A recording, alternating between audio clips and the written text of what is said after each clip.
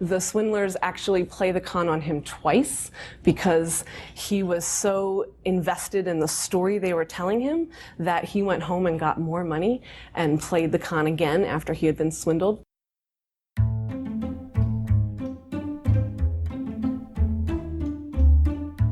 Today's topic is long cons. Cons that take a lot of time to pull off. To demonstrate, we'll take a trip out west to Denver, where Lou Blonger has set up the rag scam.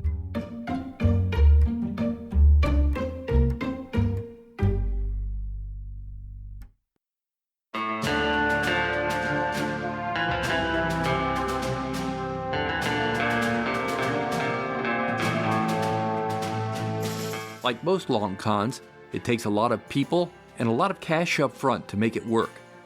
Blonger acquired both during his 25 years in Denver. The rag is also known as the big store or the wire. Whatever you call it, the plan is almost always the same. A roper identifies a sucker, then lures them into a seemingly legitimate enterprise. It has an office or storefront, employees working, and in all respects it appears to be a typical business. Once inside, the roper introduces the sucker to the spieler, who tells the tale of how to cheat the business and make a lot of money. The spieler says they have someone on the inside who provides information before anyone else knows. It's like knowing what horse wins the race so you could place a bet before the bookie has to pay off. Blonger ran the same con, but instead of horse racing, he enticed suckers to take advantage of the new Denver stock market. Starring as a sucker in this scam was J. Frank Norfleet.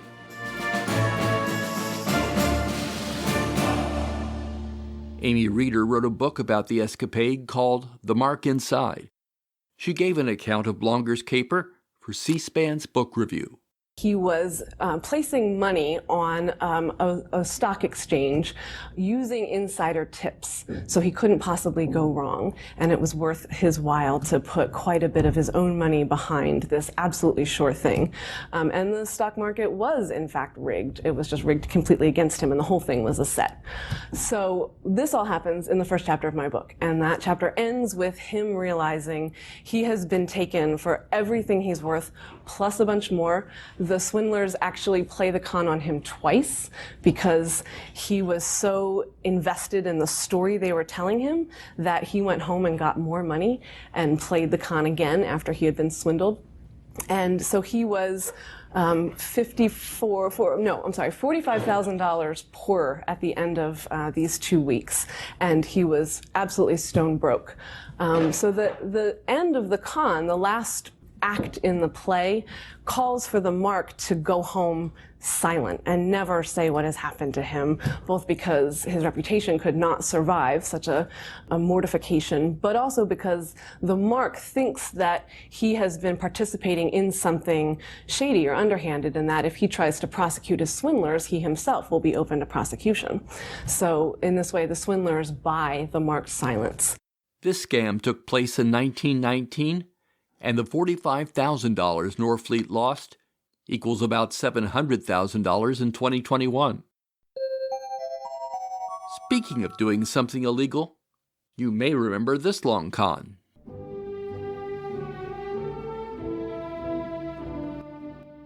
Actress Felicity Huffman and 12 other parents charged in a college admissions bribery scheme have agreed to plead guilty.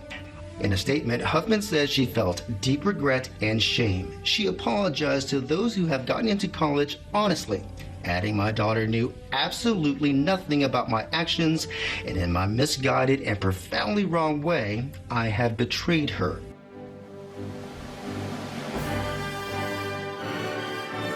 It's easy to think Huffman and the other bold-faced names involved in this scandal are the cons. They're not. The scammer here is William Singer, the man in the middle who took the cash, bribed school officials, and got the students into prestigious schools. After his arrest, Singer pleaded guilty to charges of racketeering, conspiracy, money laundering, conspiracy to defraud the United States, and obstruction of justice.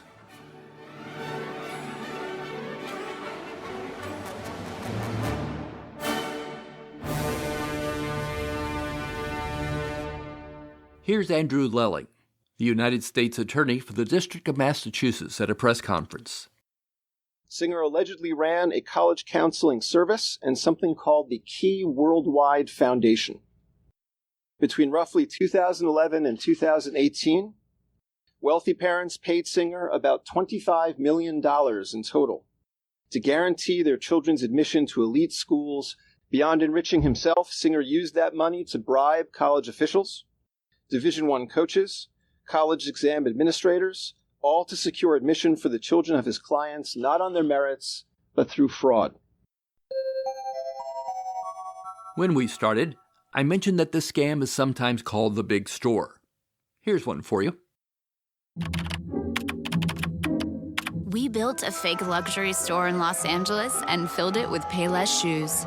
The guests at our grand opening party had no idea. They're elegant, sophisticated. I just think it's so classy. And I could tell it was made with high-quality material. These fashionistas actually paid $200, $400, and even $600 for Payless shoes. But you can get these same shoes at Payless for $19.99 or lower with our epic holiday deals. Why pay more when you can pay less?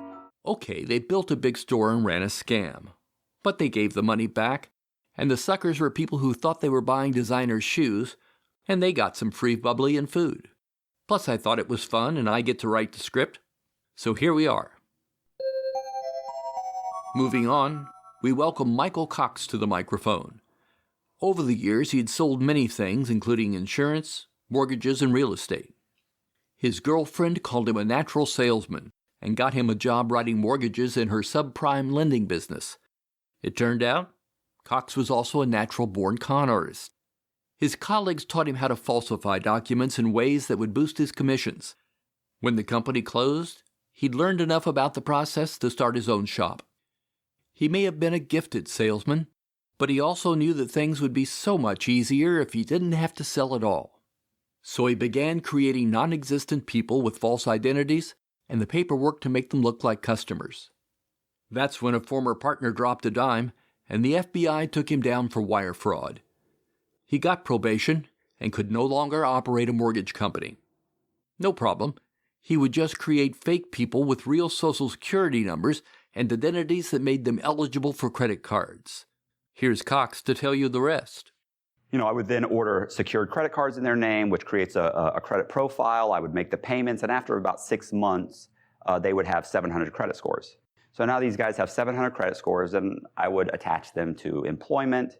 I would then go out and buy properties in the Ybor City area of Tampa, Florida. I would go in and buy properties for $40,000 and $50,000, but I would record the value or the sale of those properties at $200,000, $195,000, $210,000, right around $200,000. And that way I was able to then turn around and get an appraisal on the property. You clean up the outside. It's basically a crack house. But you take $10,000, you clean it up outside, it looks good, you get an appraiser to come in. He uses the comparable sales, which are all my comparable sales, and says, it's funny, it's a shitty neighborhood, but this house over here went for $200,000, this one $195,000, that one for $205,000. I think your house is worth $200,000. Great. So he gives me an appraisal, I go to the bank, I submit all the paperwork to the bank, and they approve the guy for a loan for $190,000. The loan closes, I'd sign the documents, I'd come back 30 minutes later, give them the documents, they'd cut me a check. I just made $100,000, $150,000 on this property. And each guy did this, and I'd say on average, each person was worth around $500,000 to $600,000. I'd make the payments for 3 or 4 months, and then eventually my synthetic identity, my false borrower, would have a tragic accident, and he would stop making his payments. So then when the collection agent started sending letters, I would have his sister write a letter saying, look, he's in a coma, he was in an accident. I'd send a copy of a 12-car pile up. Now the collection agencies, they have a reason why this guy isn't making the payments. And they don't think fraud. And so they immediately foreclose and they put the house back on the market and they sell. They end up losing $100,000, $150,000. You know how this story ends. You've heard it a dozen times. Cox gets caught, goes to prison, and comes out a reformed guy. While in prison, He collects stories other prisoners have told him, and upon release in 2019, the natural-born salesman gets a book deal. Then there is another group of con artists who run long cons, but for different reasons. The scams or stings run by the police. Police can set up elaborate stings to catch groups of criminals or run smaller operations to catch one or two people. One of the biggest long con stings in history hit its climax in June of 2021 when police arrested more than 800 people worldwide in a huge global sting. The sting began operations in 2018. They did it by creating a phone that allegedly had highly encrypted software hidden behind a simple app like a calculator. It would allow people involved in drug transportation to speak to one another secretly. The phones were sold for $1,000 or more each and required a fee of around $2,000 a year to keep them operating. Thousands of the devices found their way into more than 300 criminal syndicates over 100 countries. The Wall Street Journal describes the phones. These are devices with the GPS removed, where there's a single app that promises secure encrypted communications, and they're designed to keep communications and other exchanges out of the prying hands of law enforcement. More than 27 million messages and pictures were captured by law enforcement and will be used as evidence. So where did the FBI find the technology? The FBI got the opportunity to infiltrate a encrypted service as it was being developed. They developed a confidential human source that was in the middle of developing this product and this technology in and this person turned themselves into a cooperator, agreed to continue to develop the service, but give the FBI a way to access and monitor it. It was a huge operation that yielded huge rewards, but sometimes police can make lots of arrests by simply mailing a postcard. Police officers in Chandler, Arizona described how their scam came about. Our warrant officer realized there was a huge amount of outstanding DUI warrants. He sent all of these suspects letters to their last known address, informing them that they had been, selected to receive a prize, and gave them a time and location where they needed to show up. The cameras out front actually added to the atmosphere by drawing the suspects into the, illusion that they were getting a prize. The lucky winners show up to claim their prize. Their identities were checked and they were registered. They were then escorted into another room where winners were celebrating. You've been caught up in the police sting. What? You have a warrant for your arrest, ma'am. You're under arrest. Are you kidding me? No, you're under arrest. You're not going first. Thank you. This is a joke. No, it's not a joke. You are under arrest. What for? You have a warrant for your arrest. The officer or detective. I don't understand. Why? Did you have a ticket that you haven't taken care of? Well, they were pretty long. Yeah, I think so, but I don't think it went this... Oh my God. Yep, it's all fun and games until someone gets arrested. The long cons we've talked about today involve people conning other people. In 2016, Wells Fargo Bank was found to have intentionally created 2 million fake accounts. The bank's strategy was to increase cross-sales, using one sale to promote other products. For example, introducing a new checking account customer to a bank's mortgage services. Now, there's nothing new there, but bank executives pressured employees to sell more and more products and to create false accounts to meet those goals. In the end, the bank ended up paying a fine of $3 billion to settle civil and criminal charges. None of the company's top executives went to jail, but 5,300 employees lost their jobs. That's probably why Senator Elizabeth Warren took the opportunity during a banking committee hearing to open up a fresh can of whoop-ass on Wells Fargo's CEO, John Stumpf. So you haven't resigned. You haven't returned a single nickel of your personal earnings. You haven't fired a single senior executive. Instead, evidently, your definition of accountable is to push the blame to your low-level employees who don't have the money for a fancy PR firm to defend themselves. It's gutless leadership. And she's just getting warmed up. Here's what really gets me about this, Mr. Stumpf.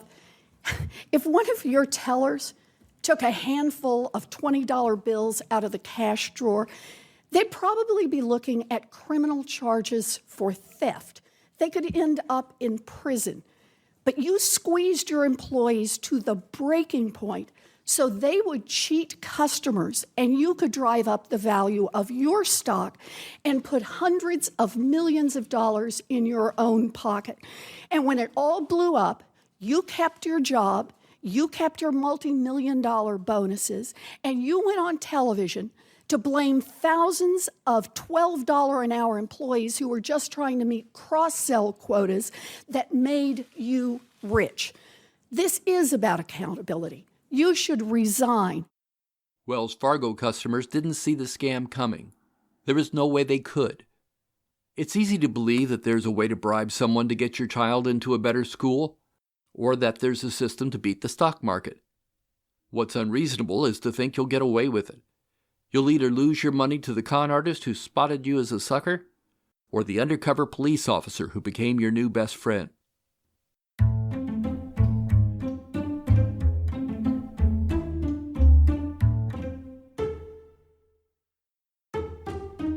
A successful con seduces a sucker into a world where their dreams can come true. Power and great riches are within their grasp. This magic casts a spell that leads its audience to hand over all their money to scammers who vanish before the sucker realizes it was all an illusion. If you enjoy the podcast, please help us out by telling your friends and encouraging them to listen.